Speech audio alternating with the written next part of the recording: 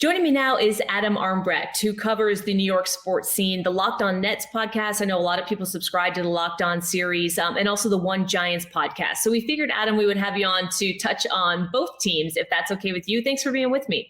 Oh, of course. Appreciate the opportunity. And I'll talk as long on either side of this as we want to, because there's no shortage of narratives around New York sports media for sure. Well, I don't know how long Nets fans can tolerate a discussion around what has gone on in this offseason and honestly for the last couple of years with all of the craziness that we've seen surrounding Kevin Durant and Kyrie for that matter. Everybody was trying to read between the tea leaves, as you know, as somebody who follows the Nets very closely with the Locked On Nets podcast, about what actually has been transpiring over the last couple of months as it relates to the relationship between Kyrie and Kevin Durant. Was Durant frustrated with the way that the Nets handled this situation with Kyrie, and also just the value overall of Kevin Durant himself in a potential trade scenario? You know, you see Rudy Gobert make a decision to go to another team, and the amount of draft picks that surrounded him, I think, like blew people's minds. And so everyone was kind of wondering since that time, like, well, what is Kevin Durant actually worth, and is there a team that can afford him? Just kind of outline for us at the start, Adam, what the latest situation is with the Nets and some of the teams that would potentially be interested in dangling some pieces that would be significant enough to lure the Nets to even make a decision that would involve letting a superstar like Kevin Durant go. Yeah, and I think just at the top there, when you say what led to the Nets being at this point, there's more than enough blame inside of the pie to go around on the organizational side, the GM, the head coaching staff, and what this roster has looked like. Certainly Kyrie Irving's availability. I think the funny thing is, or not so much for Nets fans, but it has been 3 years of this journey, right? So at a certain point, if you're Kevin Durant, 33, soon to be 34 years old, I think you just look at the viability of being able to win championships and play at a high level. So once he officially requests the trade, that is now where we are. And it does seem like it is building towards that precipice. Kyrie Irving opted in to the final year of his contract. And the reports are that he intends to play with or without Kevin Durant in Brooklyn beyond this season, if possible. Now, that's dependent on the Nets' interest as well. We'll have to wait and see on that. When it comes to Kevin Durant in the trade market, you mentioned Rudy Gobert. The one thing that the NBA universally agreed was that was way too much to give up for Rudy Gobert. So you can't use that as the baseline for, well, if it's 6 picks for Rudy Gobert and some ancillary players, then automatically we need to be talking about what, 8, 10, 10 plus picks for a player of Kevin Durant's caliber.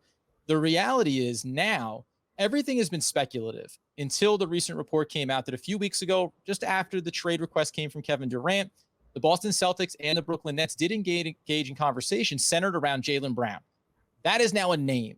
That is a player of a certain level. He's not a number one, but he's a high number 2, can certainly be a part of a contributing championship team. We saw the Celtics go on that run and how he showed up in the playoffs with Jason Tatum. So now you kind of have this floor here. And I do think the Brooklyn Nets put out a very big asking price to start. Now I think it comes down to, do we get the right pieces, controllable assets? And every other team, though, around the league, you've heard rumors about Toronto. Well, they wouldn't put Scotty Barnes in there. But that's rumors. There hasn't been concrete discussions there. The Pelicans, not going to put Ingram in.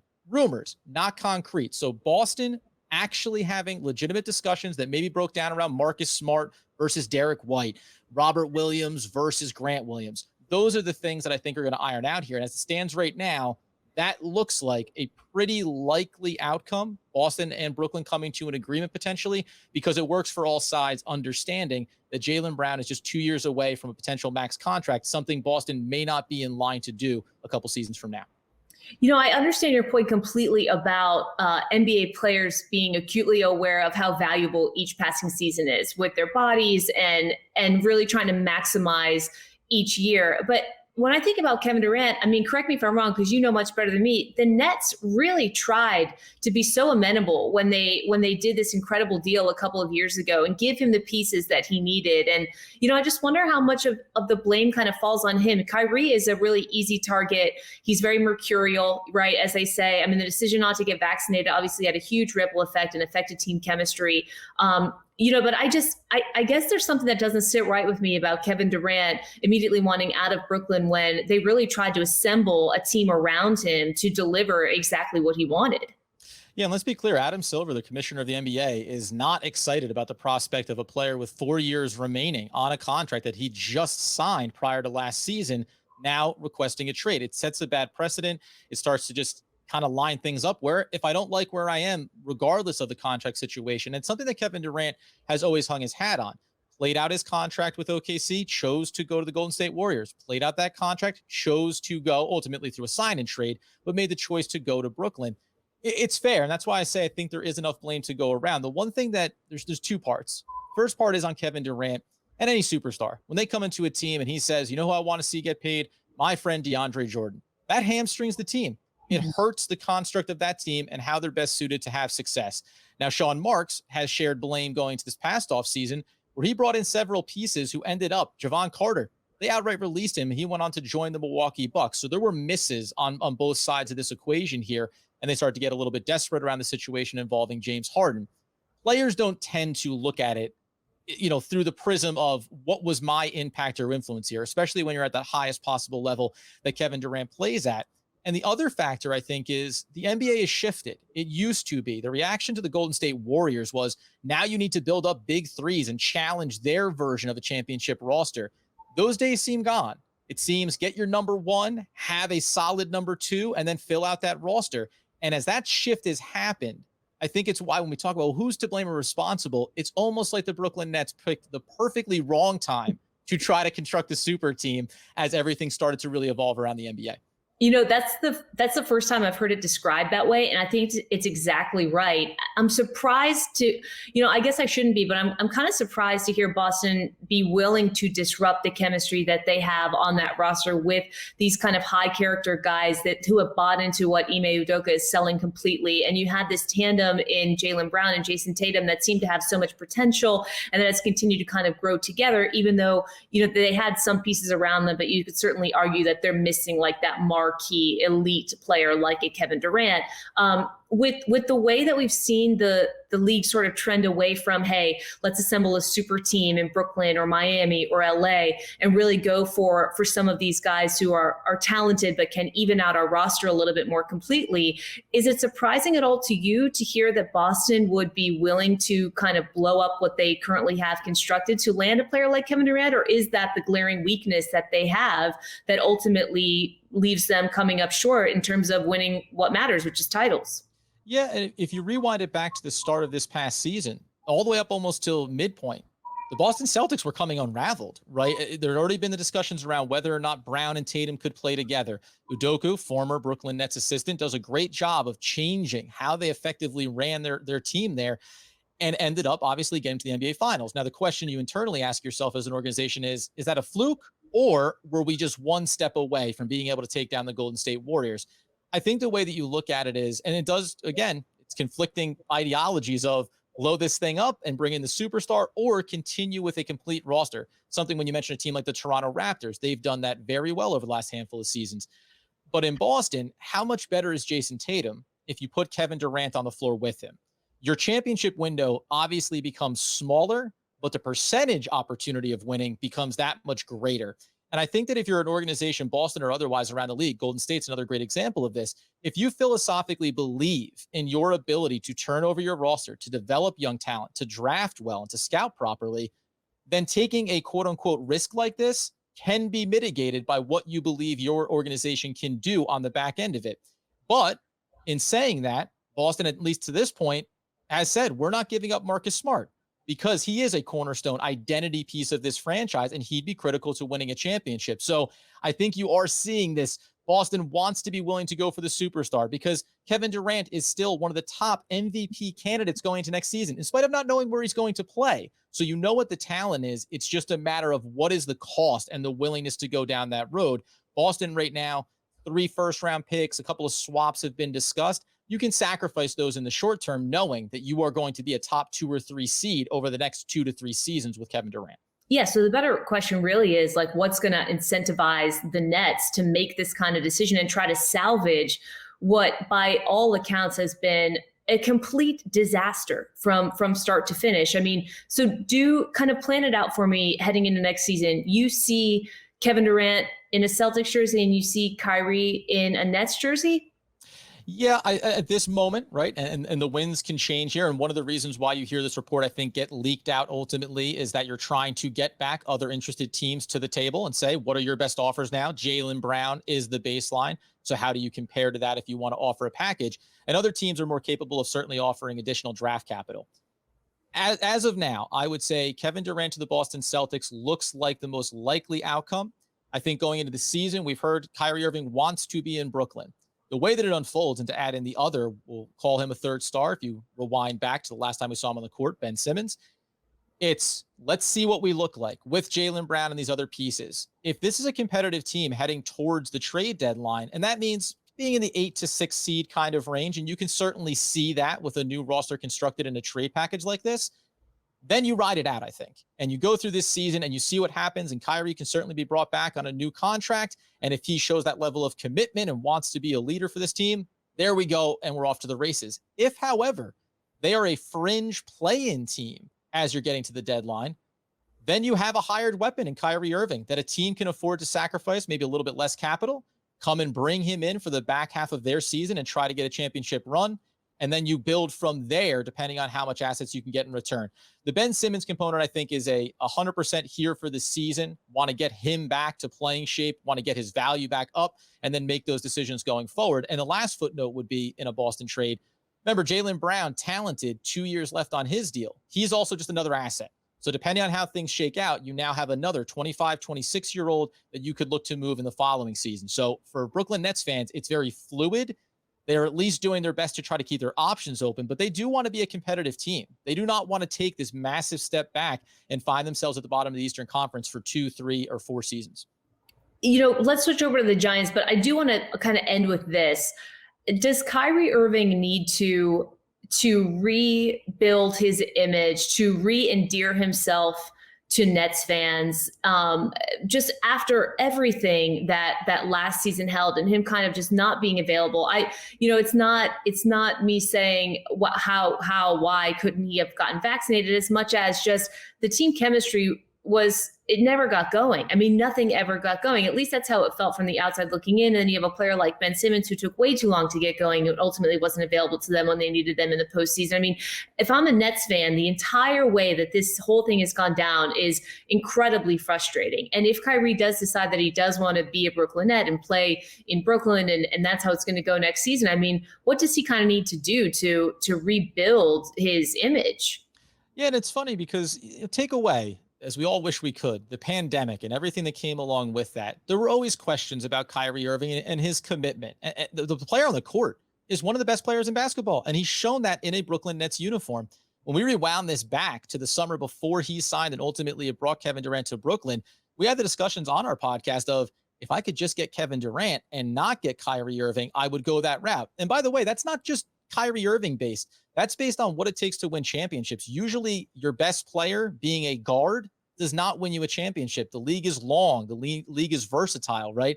So backcourt players being your best players, look at Utah with Donovan Mitchell. These things don't always work out. I think that Kyrie Irving, to the fan base, he walks out on the court, he plays, he does what we know he's capable of doing. Everyone is happy in Brooklyn. And remember, they did go to the negotiation tables around an extension that looked like 2 years at max dollars and then the next 2 years to kick in based on incentives and games played. So I don't think the organization and Kyrie are as far apart from a long-term relationship as one might think, but there is the reason why those negotiations halted, right? So this season, I think, be out there, be playing, be the player we know you're capable of, and show up and do it consistently. Everything goes away, right? This is universal to sports. Winning cures a lot of ills. And if you're going to lose Kevin Durant, Kyrie Irving can go a long way to reclamating his reputation by saying, I'm still here, right? And I still want to be here in Brooklyn trying to win. Yeah. And I guess, the question is stupid to begin with, because who cares the least about what people think about him? Probably Kyrie Irving. So you're not gonna get him. He's not gonna go with the ties of what someone maybe feels about him from the outside. Yeah. I'm not sure he's losing sleep at night based on how everybody feels about him putting the Nets through what he put them through last season. All right, let's switch gears. Training camp is underway for the Giants. Biggest question mark, Daniel Jones, has been for months. Reports out of early days in training camp indicate that there have been some bright spots with him and some of the weapons that he has around them. But ultimately, we have also seen, as Giants fans probably just cover their eyes, some offensive struggles that have continued in camp as well. From what you've seen, kind of assess for us early days training camp, what we should realistically expect from the New York Giants and Daniel Jones. Yeah, I mean, I think just overall offensively, we're already seeing the Mike Kafka impact. We're already seeing the Brian Dable impact there. Obviously, there's a lot of pre-snap motion. They're moving guys around, a lot of versatility. A player like Kadarius Toney, who obviously had some injuries last year, but is an extremely high talent. They're now utilizing him on the outside. Opens up the inside slot position for the rookie second-round pick in Wan'Dale Robinson. Saquon Barkley, back healthy, right? Went out, reconstructed this offensive line. Feliciano missed a day due to heat exhaustion, but he's there anchoring the center position. You get Evan Neal, right tackle, Andrew Thomas. Everything seems like it's all there, and you have a healthy Kenny Golladay. Like, it's all there for you. And then it's Daniel Jones. And I think what's so fascinating about, and we have this debate on the show all the time, and I come up against it with Giants fans. I get when you see what the traits are of Daniel Jones and you look at what the Giants have gone through these last few seasons, I understand why you want to give this kid every benefit of the doubt. But already in training camp, you're seeing when you take the reins off him, he can give you some great throws and make some really good plays, and he can also give you the mistakes. And I don't know if we're going to learn anything more in the upcoming season from Daniel Jones, other than the fact that, yeah, he can do all the things that you think he's capable of. It's just a matter of, can he mitigate all of the concern areas? Is he a franchise quarterback, or is he going to be in line with a Kirk Cousins, a guy that you pay a lot of money to, but you internally know he's not going to get us to that next level. He's not capable of winning a championship for us. In a rebuilding franchise, going into next off season and saying it's going to cost you north of $30 million, even on a franchise tag, that's a lot of money to commit to a question mark when you could potentially be at the top of the draft with a very deep QB class coming out of college. So I haven't learned anything new yet. I think I've learned what I always knew. He's inconsistent. The possibilities are there, but the way that this new regime tries to use his best skill sets, that's what's going to be fascinating over camp and over preseason. Well, how do you think they should kind of maximize? Look, Giants fans might just kind of have to wrap their minds around the fact that this guy is not an elite quarterback, much as they might want to will him to be, right? I mean, he might be a mid-level quarterback who, like you says, has flashes of brilliance, but also makes a ton of mistakes. If that is what they have, regardless of the excitement around, a weapon like Kadarius Toney and having kind of all these guys that can really elevate him, what does the coaching staff need to do, and Brian Dable in particular, to try to maximize what he's going to be able to give this team if they are in a position where, 2022, we're going to have to go through this again before we figure out how to make a change. But this is the guy, and we need to get the most from him. Yeah, read progressions, I think, is the biggest thing that they need to do with him, because we talk about how you think about the Kansas City model with Mike Kafka there. They were a team, didn't care about down or distance. It's about getting that play when the opportunity is there. Daniel Jones, by all metrics, is a great deep ball thrower. So you have the weapons and ability to do that. You think the offensive line is capable of protecting him, giving him time.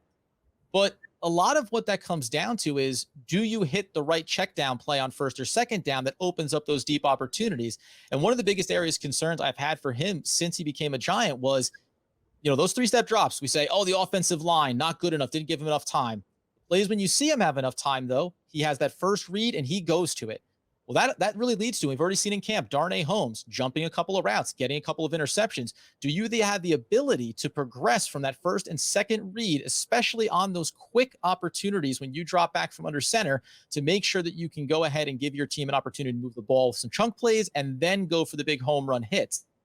That's the area that we don't know.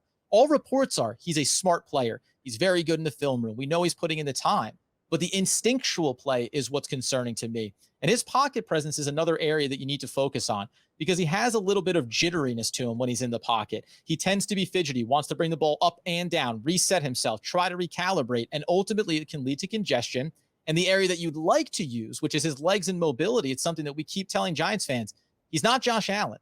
And what we mean by that is he is not physically built like Josh Allen. So there's a risk reward of saying, let's get him outside the pocket and get him on the run. First, he's not necessarily a great thrower on the run, so he needs to show that he can do that. And then when he's used his legs, he's actually also shown that he puts himself in real dangerous areas. Go back to that Dallas game, right? Clearly was not going to make the goal line, and yet put himself down there, took that neck injury, something we think is in the clear, but is going to linger over top of him. So it's just every time you want to point to a positive attribute with Daniel Jones, lingering in the background are 2 or 3 areas of concern. And when you're a fourth-year quarterback, it's not even on him. Quarterbacks get broken all the time by poor coaching, bad organizations, right, and not surrounding them with the right talent. Unfortunately, sometimes you can't repair that, especially over the course of one season. It's so interesting and valid to hear you kind of dispel the notion that Brian Dable would somehow be able to take a player like Daniel Jones and turn him into a Josh Allen. But it also sounds like you feel, and certainly, tell me if otherwise, that maybe the offensive line has received some undue criticism, or do they really need to continue to get better? I mean, there's not a lot of good places to look as a Giants fan when you think about how they played last season. So certainly, the idea of, oh, the offensive line is great and they've taken a beating for no reason. I mean, where do you kind of stand on how much of the brunt of the blame belongs in between the trenches on the guys who haven't offered him maybe as much protection as he needs, or you feel like that might be unfair? No. The offensive line's been absolutely horrific. I mean, so it can be a both and, right? It can be the offensive line. Now you go back to last year, the previous regime maybe gets a little bit of unfair flack because Nick Gates converts over to center. He has that horrible injury, so he's not there at center. Shane Lemieux goes down. They thought maybe they found a little diamond in the rough with a 5th-round pick. He goes down with injury. So you end up with this patchwork offensive line, the holdover with Will Hernandez, who never should have been there. You end up with Nate Solder starting over Matt Pert, who was your 3rd-round pick, right? So that's issues from the top level down in terms of how you were drafting, but an awful offensive line. Fast forward to this year and this new regime, Joe Schoen went out and he said, now we have Andrew Thomas and we believe he can continue to be a solid left tackle for us. We're going to spend a high draft capital on Evan Neal. We're also going to go get Glowinski from the Indianapolis Colts, who's a player that has a solid floor. He may not be a Pro Bowler, but you can rely on him. Feliciano, converting, going to a new position here, certainly, but he's looked good at least early in camp. And then you have Shane Lemieux coming back from the injury. They really seem to like him on the offensive line. So I think they've done a good job of dramatically improving what's happening in front of Daniel Jones. The problem is just that because there's been so many areas that have been so bad over the last handful of seasons, I think it's easy. Whatever narrative you want. Daniel Jones hasn't had a fair shake. Well, it's because of the offensive line. It's because of the injuries in the wide receiving core. It's because of Jason Garrett and his conservative play calling. Okay. I can also then turn around, though, and say, I look around the league and the better QBs find ways to elevate their team. Doesn't mean that they should have been in the playoffs, but they find a way to be more than a 15-point per game team in today's NFL. That has to fall back on the quarterback in some regard. And that's where with bated breath, I get excited every season. And I still say, until he shows it to me with consistency, how can I commit to this quarterback being the future for the Giants?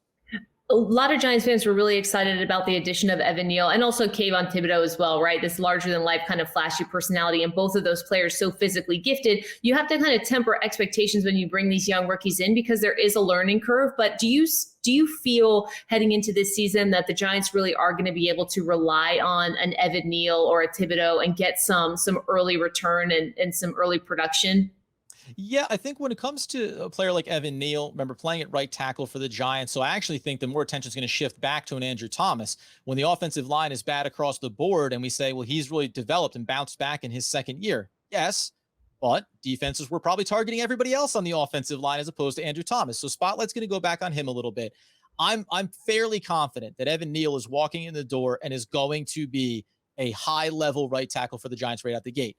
I'm also confident in what Thibodeau can do. And I actually look at 2 points. Wink Martindale, defensive coordinator now brought in, and what he brings from a defensive scheme standpoint. And then I look at the talent around Thibodeau. So now it becomes about Azeez Ojulari is going to need to continue to build on his rookie season. And then guys that have been around and have had up and down years in the front there. Leonard Williams, he's flashed, but he has never lived up to quite the hype, whether as a Jet or as a New York Giant, as you would anticipate. He needs to be consistent. Dexter Lawrence playing inside there at the nose tackle position. Heard him getting after in the backfield when Feliciano was out over training camp. He needs to show up and do that. Didn't pick up his 5th-year option either, taken in the same draft class as Daniel Jones. So there's all these question marks around how the play around them works. But I think there's enough talent and weapons there. Blake Martinez coming back from injury in the middle of the linebacking core, that you really do think with Wink Martindale, he's going to manufacture a lot of opportunities for Kayvon Thibodeau to be a real star right out the gates here. So individually, I can see players having really good seasons for themselves and being productive. It's just about whether or not they can get it all to happen on the same time, same tempo, and find themselves maybe being more competitive. You said you would answer all the questions that I have, and I've certainly held you to it because I've kept you for too long already. But I do want to end with one last thought, which is for Giants fans who just want it to be a little bit better. What is realistic heading into next season in terms of what they're ultimately going to be able to do and how good they're ultimately going to be? Well, listen, cliche boilerplate answer, the division, right? That's where success starts at the NFL. How do you do against your division? We think the Dallas Cowboys have always been slated to be very successful. They tend to underperform, right? So, if we're splitting the division and going 500, then you start to look outside. There's some favorable matchups. The Jacksonville Jaguars are in there. You've got the Seattle Seahawks. So there's opportunities to get some wins. I think if things progress and you see the growth that you want to anticipate on both sides of the ball, they could be a team that's looking at 7 and 8 wins and hey, maybe we just missed it because we came up against the Green Bay Packers at the wrong time, or we took a tough loss. That's all right. I think Giants fans will be satisfied with feeling like it's going in the right direction. The decade has been, right? What are we doing? And can we think that we're going to be successful? And why did we draft player X here? And why did we spend the money over there, right? So much of the decision-making has been so concerning that for the first time, I think in a long time, Joe Shane, Brian Dable, this coaching staff, that's where it starts. I think Giants fans feel confident in them. And that can lead to some success on the field and feel like, hey, here's the first step forward in what will be a progressively improving New York Football Giants organization as opposed to the roller coaster it's been in recent years. Adam Armbrecht, this has been fantastic. So much valuable insight on both the Nets and the Giants. Thank you so much for being with me. Appreciate it. Thank you.